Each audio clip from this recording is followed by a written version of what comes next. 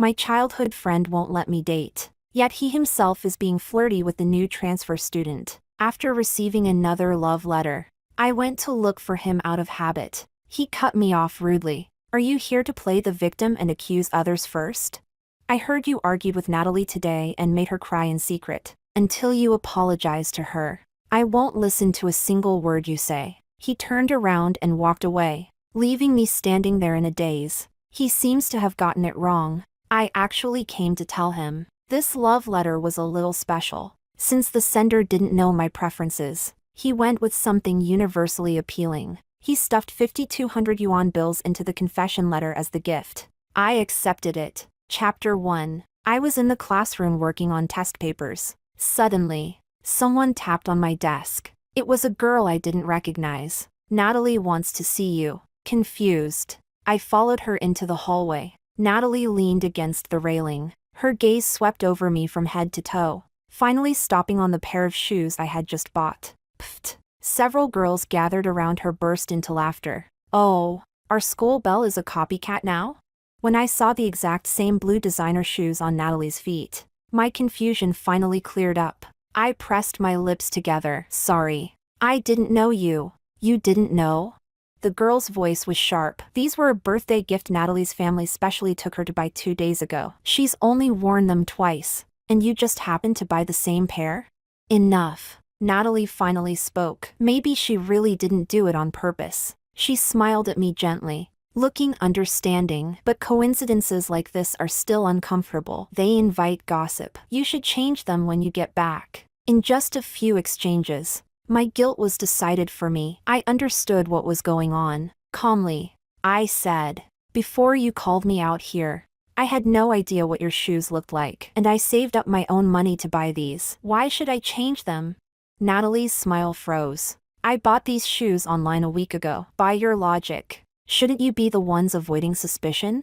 After saying that, I turned and went back to the classroom. Another 5 minutes of problem-solving time wasted. I scribbled on the draft paper for a long while, but still couldn't finish the final step of the big question. I put down my pen and zoned out for a moment. Sure enough, running into something like this early in the morning puts anyone in a bad mood. But I'm only a teenager. Emotional ups and downs are normal. Out of habit, I reached into the desk compartment for my bread, when a delicate gilded embossed envelope fell out. My childhood friend Edward has been afraid I'd be deceived by boys. Ever since middle school, he's kept a close eye on me, forbidding me from dating and making me hand in every love letter I receive. But this confession letter was different. The envelope was huge and bulging, stretching the elegant floral edges into something oddly comical. Curious. I opened it. Several banknotes folded into pink hearts fell out. Hello, Luna. I'm Luis from the class next door. I often run into you on the rooftop upstairs. You look so cute biting into bread while working on problems.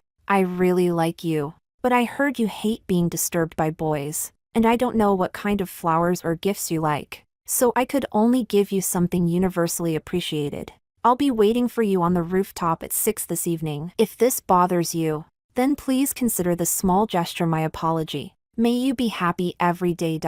1, 2, 3, 4. There were exactly 52 pink hearts tucked inside the letter. I was stunned. Chapter 2. From childhood to now, I've had many people pursue me. Some made a big show of it, sending flowers and milk tea. Others quietly slipped love letters onto my desk, hoping to move me with words. Accepting them was seen as silently agreeing. So every time a new, trendy milk tea suddenly appeared on my desk, along with premium snacks or flowers on my seat, no matter how tempted I was, living on a tight allowance meant I could only admire them for a few seconds before painfully handing everything over to my best friend. As for that pile of useless love letters, they were all given to Edward, who grew up with me, to deal with. This was the first time I'd ever received a gift that wasn't openly presented, practical and completely untraceable. 5,200 yuan. Enough to buy over a dozen pairs of shoes. Enough to cover a whole year of living expenses. I couldn't help suspecting the sender might be too young and had secretly stolen money from home. I cautiously poked my deskmate Ivy. Do you know who Luis from the class next door is? The school bully. Ivy replied casually. Super handsome. I heard his family struck it rich overnight. Whenever he causes trouble, They just throw money at it to make it go away. He's pretty famous. You're probably the only one who doesn't know. My conscience finally felt a little more at ease. During lunch break, I sent Edward a message. He didn't reply. Distracted, I held my small camera and took photos of the scenery. Just as I was struggling with how to talk to Edward, a figure suddenly appeared in the frame. At the corner of the opposite teaching building, Natalie was wiping away tears. Edward, who had rushed over, cupped her face with clear concern and placed a lingering kiss on her forehead. Click. At some point, I had pressed the shutter. That gentle, intimate moment between them froze into a photograph. I suddenly let out a breath of relief. Even someone like him, a model student, was kissing a girl now. Then me dating someone shouldn't be a big deal either, right? Chapter 3. Edward finally replied. I went to the place he'd sent me. I felt excited, but also a little nervous. I disliked Natalie, but I wouldn't tell anyone about their ambiguous relationship. Edward would probably help keep my relationship a secret too, right? Edward, I want to tell you something. Before I could finish, he cut me off sharply. Are you here to play the victim and accuse others first? I heard you argued with Natalie today and made her cry in secret. Until you apologize to her, I won't listen to a single word you say. He turned and walked away, leaving me standing there, stunned. Was it a misunderstanding about the shoes? He knew I'd had my eye on that pair for a long time, that I'd survived on bread for days just to save up for them. I opened the chat window to explain, but the message failed to send. Whenever Edward gets angry, he blocks me, only unblocking me the next day. I'm used to it. My thoughts drifted to something more important, feeling a little shy. I thought, after I finished 2 more practice sets, I'll go meet Luis. Dusk deepened, orange red, purplish crimson, and pale gold clouds blended together, spreading across the sky. I hurried toward the rooftop. With my head down, I crashed straight into someone's chest. The boy was tall and well-built, broad shoulders, narrow waist, with a handsome, sharp-featured face. At the moment, his lashes were lowered, as if he were troubled by something, but after I bumped into him, his eyes suddenly lit up, nervous and shy. He said, "Luna, you came." My heart was racing from running. I stammered, "Why, you're Luis, right? Why did you give me so much money?" The moment I said it, I regretted it. Luis's face turned pale, flustered. He said, "I'm sorry, I was reckless." I thought, I don't hate it. I grabbed his hand, hesitating. "But won't your family be angry if they find out?" "It's not that much. My family's doing pretty well, and my parents don't oppose me dating." As soon as he said that, both our faces turned red. "Can we take it slow?" His long, well-defined fingers carefully curled around my little finger. "Just like this. For now. Is that okay? How are you even more innocent than I am?"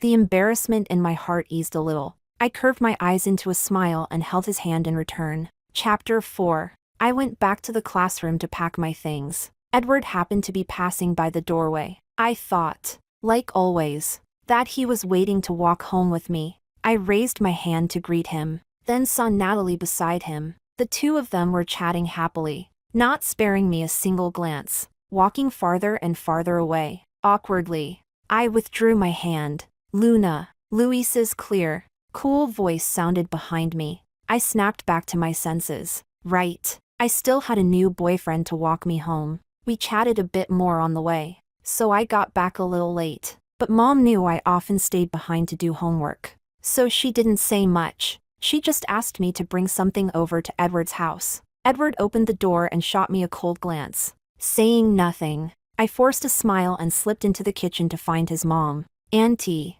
this is lemon chicken feet my mom just made. They're really delicious." She was warm and enthusiastic, and stuffed a bunch of things into my hands for me to take home. But when I reached the entryway to leave, I realized my shoes were gone. Edward leaned against the wall, tone casual, "Afraid you wouldn't be able to part with those shoes. So I hid them, out of sight, out of mind. Just treat it as your apology to Natalie." I froze for 2 seconds. Then tears suddenly fell. All the grievances I'd been forcing down with fake cheerfulness that day finally exploded. "Edward, how can you do this? You know I liked those shoes first. I saved up for so long to buy them. From the kitchen came warm, comforting sounds of cooking. Separated by a wall, Edward and I stood stiffly facing each other. He frowned. You insisted on wearing the same shoes as Natalie and made her upset. What right do you have to cry now? Do you really want to make this so big that my mom finds out? I sniffed, curling my toes awkwardly. I said I won't tell anyone about you and Natalie. Just give me my shoes back. He looked away unnaturally. I threw them in the trash downstairs. They've already been taken away. You can just wear my family's slippers home. My mind went blank for a moment. The shoes were gone for good. Arguing any further would be pointless. I took a deep breath and forced myself to calm down. Fine, 391 yuan in total. Transfer it to me on Alipay. The transfer notification sounded almost immediately. I gathered my emotions and prepared to go home. Luna, it's not that I'm deliberately making things hard for you. Edward sighed. But you're always at odds with Natalie. And that puts me in a difficult position too. If you had someone you liked, you'd also stand on their side without hesitation. I understand, I replied expressionlessly. Thank you for teaching me that lesson. Chapter 5. When I got home, I hurriedly hid the slippers in the cabinet. Mom asked me, Luna, sweetheart, why are your eyes so red? I lied. The wind was really sandy on the way back. Only after she returned to the kitchen did I let out a breath. Mom is usually busy. She probably wouldn't notice that my new shoes were gone. I stayed in my room, staring blankly. Actually, Natalie and I hadn't always been this incompatible. She had transferred into Edward's class just this semester. Every time I went to look for Edward, she would coincidentally need his help. Sometimes it was asking questions. Sometimes it was dragging him off to eat in a hurry. Sometimes it was asking Edward to help zip up the back of her dress. But she loved to smile and looked gentle-natured. Edward indulged her too, and seemed to have feelings for her. So I tactfully kept my distance from Edward, only walking home together before and after school since our routes were the same. One day, someone confessed to me in public, and Natalie happened to see it. She grabbed me and exclaimed loudly, "Oh my God, Luna, why do you have a piece of vegetable stuck on your front tooth?" People were coming and going in the hallway. Countless gazes landed on me at once, curious, teasing, mocking. Only then did Natalie seem to realize. Oh dear, I'm so scatterbrained. I'm pretty straightforward, don't mind me, okay? Girls in puberty are always sensitive and obsessed with maintaining their image. I was no exception, especially right after being confessed to, when a sense of validation had just risen in my heart, covering my burning face. I ran into the restroom and stared at myself in the mirror for a long time, but didn't see even a hint of green. When I passed by their classroom on my way back, I overheard Natalie complaining to her friends. Seriously, men just like this type. Huh? Such terrible taste. The whole pure girl persona feels like the kind who wakes up early to secretly put on no makeup and then tells everyone she's barefaced. I heard she's from a single-parent family. You know how that is. The words were vague. No names mentioned, but that subtle malice was like a thorn stuck in my throat. Uncomfortable, impossible to swallow or spit out. Edward noticed my bad mood and took the initiative to ask what was bothering me. But after I only mentioned it briefly, his expression turned subtle. The girl you're talking about, that's Natalie, right? I know, we grew up together. I'm close to Natalie, so it's normal for you to feel jealous. His tone was gentle. But you're both girls. You don't need to overthink it. Natalie's just more straightforward with her words. Don't be so hostile toward her, okay? Edward added me back as a friend. He even sent a pair of more expensive shoes to my house. When Mom handed them to me, she teased. Says it's an early birthday present for you. That Edward kid really treats you well. His birthday is earlier than yours. Don't forget to prepare something for him. Mom will cover the expenses. I thought of Edward mentioning last week that he was going to have a birthday party over the weekend. I made up my mind to give him the gift I'd prepared in advance and not attend the party. If I slowly reduced our contact like this, Mom wouldn't worry. Night fell, but loud, lively noises came from Edward's house. Ding dong. Natalie's smiling face appeared behind the door. Chapter 6. With no door to block the noise, the music, chatter, and laughter crashed over me. Natalie smiled brightly. Edward's celebrating his birthday. Luna, why are you here? Everyone in the room turned to look at me. Out of the corner of her eye, she noticed the shoebox in my left hand, the one I was returning to Edward. She frowned. Isn't that the pair Edward wanted to give me a few days ago? But I thought they were ugly and didn't take. I froze. Edward hurried over, surprised. Luna? I thought you weren't coming. He looked at Natalie. She went, oh, slapped her forehead. Sorry. Edward's birthday invitations were my responsibility. I got so busy I forgot about Luna. She hooked her arm around Edward's. Sorry. Edward Gitch. It's no big deal. Edward gently patted her head, then noticed the gift box in my right hand. He raised an eyebrow slightly. See? Even without an invitation, she still showed up. Guess you brought a gift after all. Must be my early birthday present, right? The room burst into laughter. I lifted my head and met the gaze of the only familiar face not laughing. That reassuring look eased some of the panic and awkwardness in my chest. Edward casually reached out to take the box. At least you have a conscience. Not for you. I dodged his hand and returned the shoes to him. Your gift was trash. Why would I prepare anything for you?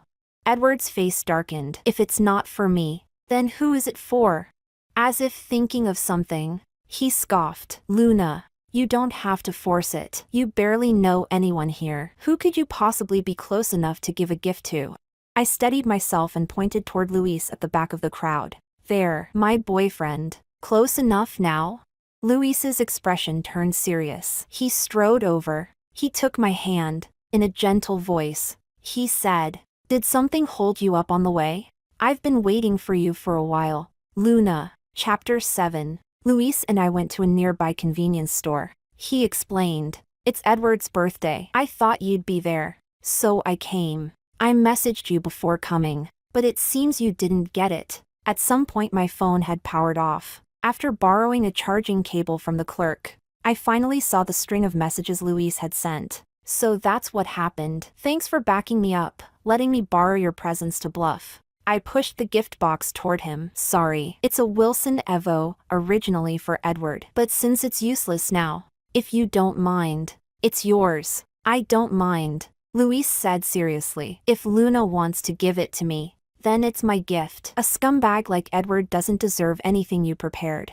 I curved my lips into a smile and took the warm milk he handed me. It was getting late. If I didn't head back, Mom would worry. Luis walked me downstairs, then suddenly produced a bouquet from his bag. It wasn't big, just an everyday size. 9 flowers. Romantic enough. What was special was that every flower was folded from banknotes, each one pink and adorable. He looked a little nervous. You didn't seem very happy these past few days. So I folded this for you on the spot. I thought you'd like it. I'll get you real flowers next time. Like it?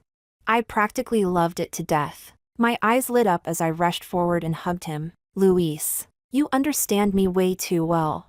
We put the bouquet into a red plastic bag from the convenience store and discreetly brought it home. I set it on my desk and admired it happily for a while. Only then did I answer Edward's non-stop calls. Edward was furious. Luna, didn't you promise me you wouldn't date? How could you not tell me and secretly go out with Luis? I was going to tell you that day. You walked off before I could finish. There was a pause on the other end. Do you even know what kind of person he is? And you just accept him like that?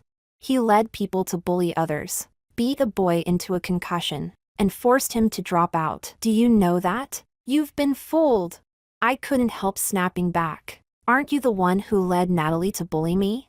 How is that the same? Edward's breathing grew uneven. I was doing it for your own good. Luis is just. Can you stop being so hostile toward my boyfriend? After Ivy told me about Luis, she was afraid I'd misunderstand and explained more. The boy Luis hit was a known repeat offender who harassed girls at school. Luis caught him in the act. When the guy refused to admit it, that was when Luis threw punches. At a key high school like ours, there's no such thing as a real school bully. People just thought Luis acted like a chivalrous rogue and jokingly slapped that nickname on him. Edward sounded agitated. How can you defend him? Do you think I don't understand how guys think? We grew up together. Would I ever harm you? Didn't you teach me that when it comes to someone you like versus a childhood friend, you stand with the former? I was puzzled. Luis treats me really well. He folds hearts for me and gives me flowers. You're just overthinking it. He sounded incredulous. So a little cheap kindness is all it took to win you over? Yes. I didn't want to argue anymore. I reminded him. I'll keep your thing with Natalie a secret. Please help me keep my relationship a secret too. The call was abruptly cut off. After a long while, Edward sent me a message. Luna, don't regret this. Chapter 8. Edward really does seem to be angry. He no longer waits for me before school and leaves early every morning. In the past, when he acted like this, I would adjust my schedule, get up earlier, shamelessly tag along with him, and bring him breakfast to coax him into calming down. But now, I have a boyfriend. Every time I head out at that hour, Luis just happens to appear at my doorstep on his bicycle. So I accept it instantly, no more waking up early. I happily hand the breakfast to Luis, and we set off together. When we run into each other in the hallway, Edward chats and laughs with others. The moment he sees me, his face goes cold and he stops talking. My desk mate Ivy gossips with me. No wonder you asked me about Luis. So you two are together now. Edward's probably keeping his distance from you, right? Oh, so Edward is deliberately avoiding me. I scratch my head. Well then, he's actually being pretty sensible. Luis and I aren't in the same class. I like staying in my seat after class to work on problems, and he'll come over and casually take my water bottle away. When the class bell rings, the once empty bottle reappears on my desk, filled to the brim. When we run into each other in the corridor, he always notices me first.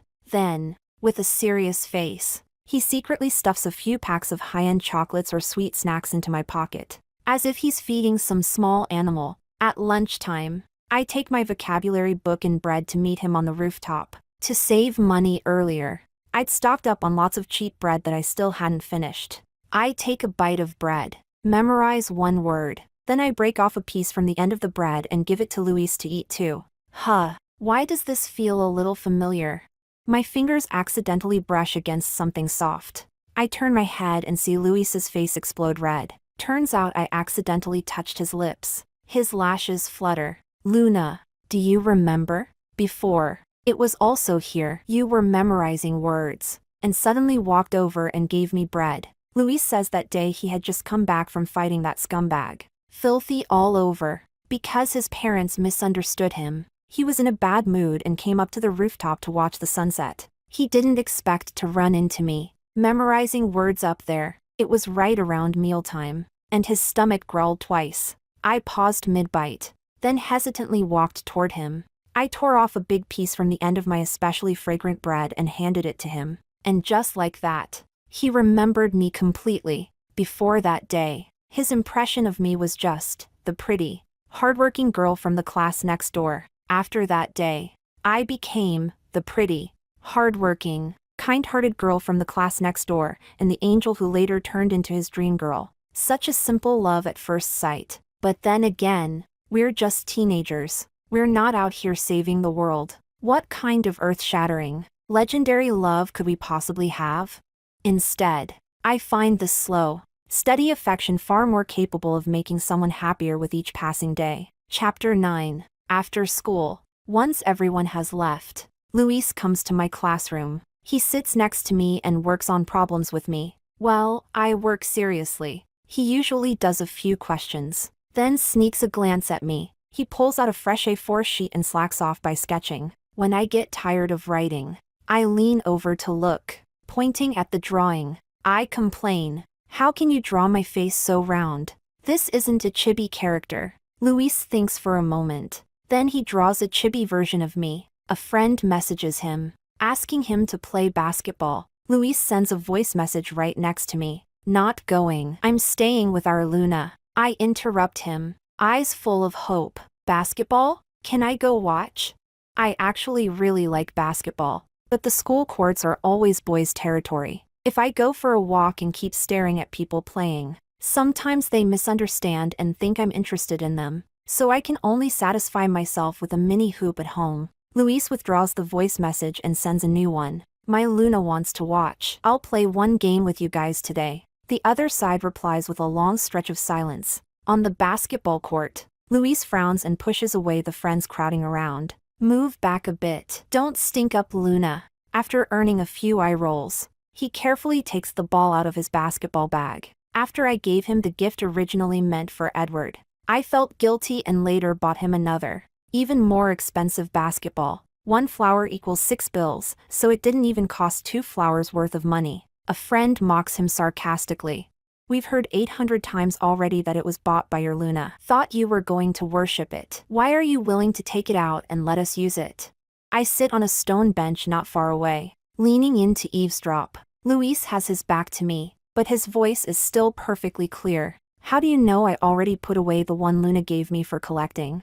The boy who's always shy and reserved in front of me now sounds rather smug. I specifically bought 10 of the same model for daily use. Luis nearly gets beaten up. I swing my legs as I watch them play, trying every way possible to secretly learn Luis's moves. Luna, why are you here? Edward holds a basketball, standing not far away, staring at me. Chapter 10. You knew I've always played basketball here? I pointed toward Luis. I'm here to watch my boyfriend. Edward's gaze turned complicated. Let's talk. I followed him to the big banyan tree. Edward showed a just as I thought expression. Natalie talked to me. From childhood until now, countless boys have confessed to you, and you never accepted any of them. Yet the moment I started getting close to Natalie, you suddenly accepted Luis's little favors and got together with him. His voice was calm and measured, carrying the gentle confidence of someone who thought he'd seen through everything. Actually, you're just doing this to deliberately make me angry, right?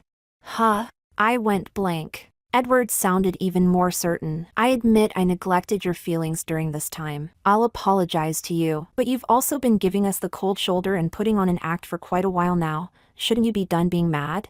I have a solution. It'll let you and Natalie make up and get along peacefully again. I won't even mind that you gave the birthday gift meant for me to Luis. How about this? You give me that jar of traditional brown sugar your grandmother made for you before she passed away, as my birthday present. He patted my shoulder. Natalie's health isn't great. She needs that brown sugar more than you do. Once she's feeling better, I'll tell her it was thanks to you. Won't that fix everything between you two? I felt like my ears needed disinfecting. I pointed at his head. Is something wrong here? You literally said it yourself, that my grandma made it for me before she died, and you still want me to casually give it to someone else? Edward frowned. How is Natalie an outsider?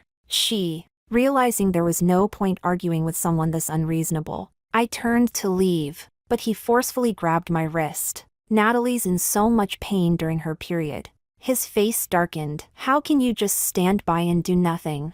I completely lost it. If she's sick, go see a doctor. She's not my partner. Why is it my problem? Brown sugar isn't some miracle cure that saves lives.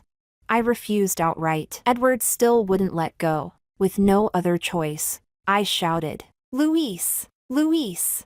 A figure shot over like lightning. Luis wrapped an arm around my waist and shoved Edward back so hard he staggered. His brows were dark with a ferocity I'd never seen before. Are you sick? Stay the hell away from my girlfriend. What kind of girlfriend is she to you? Edward looked him up and down, then suddenly laughed. Luna's only with you to get back at me. We grew up together before you ever showed up. Every love letter she received was handed over to me. What makes you think she'd suddenly fall for you? The fingers around my waist instantly tightened. Even so, that has nothing to do with you. Luis met his gaze head-on. At least the one she's with right now is me, not you. Chapter 11. Luis's friends cleared part of the court for us, so he could teach me how to play basketball. Although his expression looked normal, I could still sense a kind of low mood clinging to him. Looks like when I explained earlier that Edward was just being crazy and that he shouldn't listen to him, none of it had really sunk in. I sighed and called for a stop, pulling him along. I sat down with him. Luis, are you unhappy? I slid my fingers into his palm and lightly scratched it. I'm not just being jealous for no reason. I'm just a little insecure. Luis lowered his head, looking like a dejected puppy. You didn't even know me before, and you still agreed to my confession. That's already really great. No one else is as lucky as I am. Even if you only agreed casually, that's fine. I'm just afraid I won't do well enough. And one day you'll get tired of me and stop liking me, or maybe you never really liked me in the first place. I leaned in close and looked at him seriously. You want to be my only one, don't you?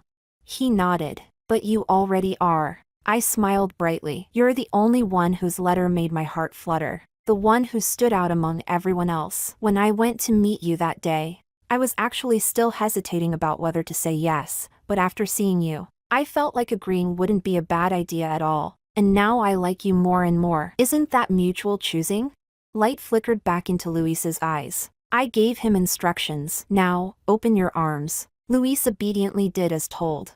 I threw myself into his arms and gave him a big bear hug. When I got home, Mom told me something. Edward came by today, said he was here to take the brown sugar you gave him. My pupils shrank instantly. Nervous and angry, I blurted out. He's lying, I never agreed. Mom, you didn't actually give it to him, did you?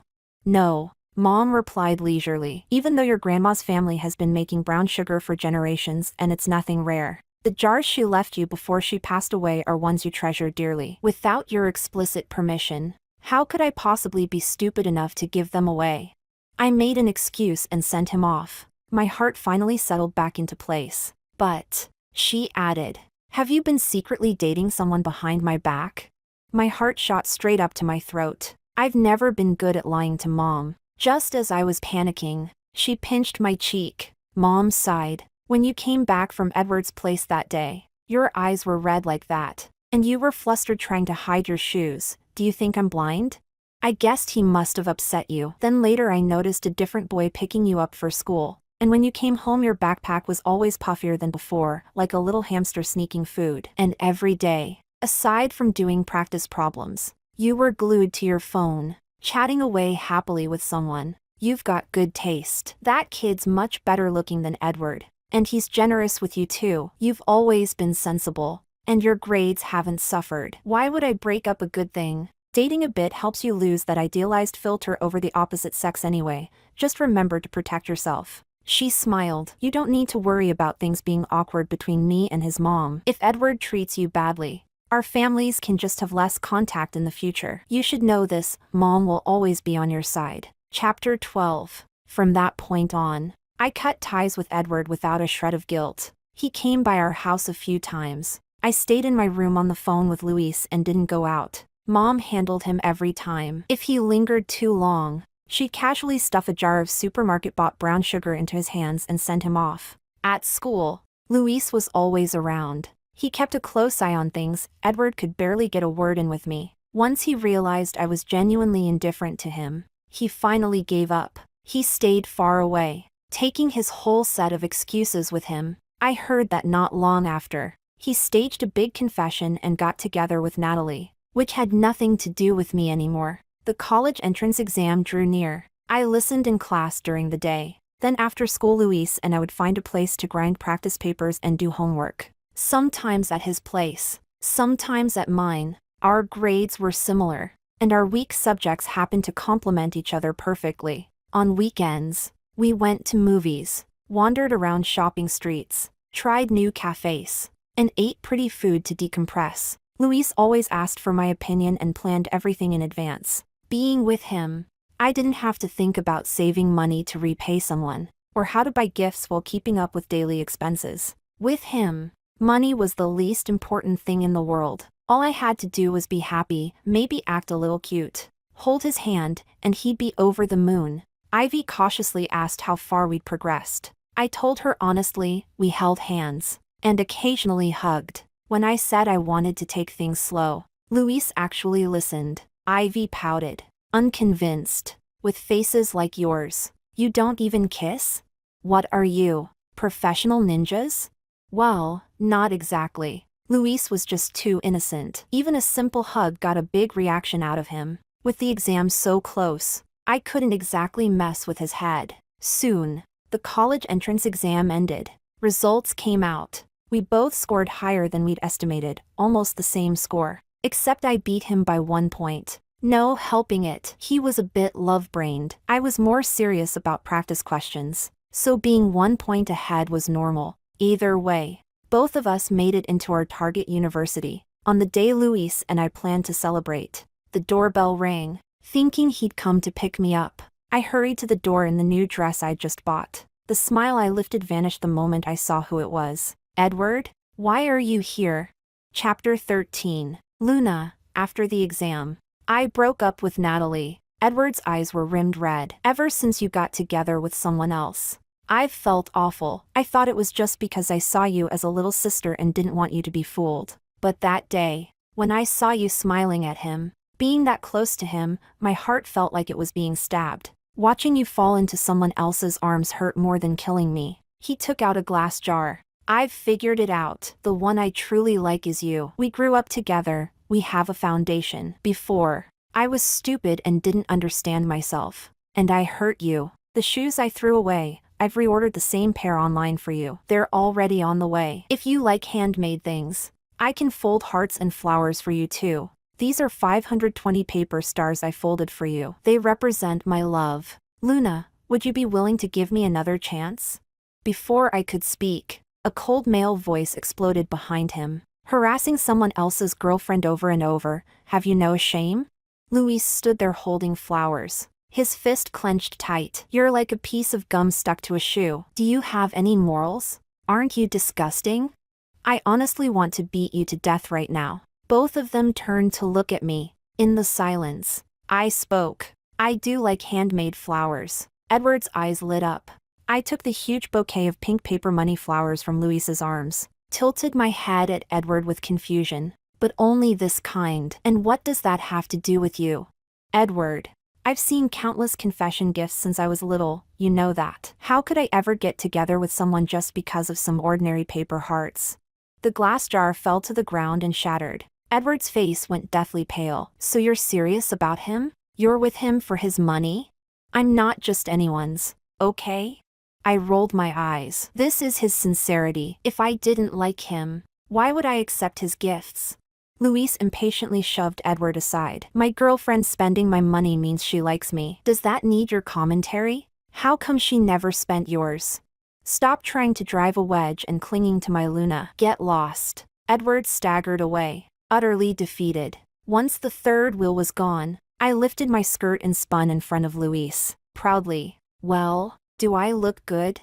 MHM. Luis's eyes sparkled like a puppy's. Is this for our date? You're adorable to death. I lifted my chin. Can't help it. Your Luna is just that charming. Luis nodded enthusiastically again, feeling his burning gaze and basking in the affirmation. I thought for a moment, then decided to hand out tonight's reward early. I wrapped an arm around him, stood on tiptoe, and kissed him on the lips. Luis's eyes went hazy. Luna, what are you? Aw, you smell so good. I kissed him again. Drip. I froze, eyes widening. Luis, why do you have a nosebleed? Chapter 14. September arrived, and the new semester began. Luis and I reported to university together. He finally got his wish and began living the life of a devoted servant, and enjoyed it immensely. At the parcel pickup station, he video called me, looking very serious. 1 kiss per package. No bargaining. I wailed. But I've got more than 10 packages. How long am I supposed to be kissing for? Luis was no longer the shy, innocent boy he once was. Now he looked cool and aloof, but he'd become dangerously good at kissing. He absolutely refused to budge. Even acting cute didn't work. So I dug in my heels. I refuse to give in. I will uphold fine moral virtues. Wealth cannot corrupt me. Poverty cannot sway me. Force cannot bend me. Luis cut in coldly with temptation. If you agree, I'll also bring you the new milk tea from Cafeteria 1, the blueberry cheese bread from Cafeteria 2, and the fruit bowl from Cafeteria 3. 3 seconds of standoff. I was defeated. Fine, I surrender. After receiving the packages Luis had helped me open, sort, and throw away all the useless packaging for, I happily hugged them upstairs. Then I went back down to kiss him, and eat together, in the small grove downstairs. He pinned me and kissed me 3 times in a row first. My lips were a little swollen. I punched his chest in protest. Are you a dog or something? Why do you always bite my lips? You never bite properly. Luis smoothly handed me some water. Sorry. Luis couldn't hold back. Luis was wrong. Grumbling. I dragged him off to eat. In the cafeteria, I was ladling soup while talking to Mom on the phone. She chatted about everyday things, then remembered something and told me, "Oh right. Earlier Edward asked me what school and major you were applying for. Whether you still wanted University C like before." I vaguely said probably. I didn't expect him to actually apply there. He stubbornly chose the same major as you, but didn't get in. His placement slipped, and he ended up at a much worse school, and that ex-girlfriend he broke up with after the exam. She even went to their house to make a scene. Edward kicked her out. I heard her exam score was terrible, so she went to a vocational college. Less than half a year later, she suddenly got pregnant and dropped out. Mom sighed. "You really have good judgment, finding little Luis. Both of you are doing well. You've been together quite a while now. If you ever have conflicts, make sure to talk them through properly. You're both good kids. Even if you don't make it to the end someday, you should be rational, break up peacefully, and stay friends. Don't end up like me and your dad, fighting to that extent." Luis's chopsticks paused, feeling guilty. I turned the volume down a bit. He's more love-brained than I am. He really doesn't like hearing things like that. On the walk back to the dorm, when Luis kissed me, he wasn't as aggressive as usual. Instead, he was gentler, more careful. Under the night sky, his voice was serious. "Luna, if I ever do something wrong, you have to tell me. I'll change. I'll restrain myself in the future, won't kiss you so excessively anymore. I want to walk forward with you properly. Really, truly." I laughed and wrapped my arms around him. "If I didn't like it, I would have pushed you away long ago." Honestly, I kind of enjoy it." Luis stared at me blankly. The smile at the corner of his mouth slowly spread, and he gently pinched my cheek. Summoning my courage, I boldly said, "Luis, let's live together." Time froze for a few seconds. The next moment, overwhelming kisses poured down in the night. Thump, thump, two hearts beat together, intertwined.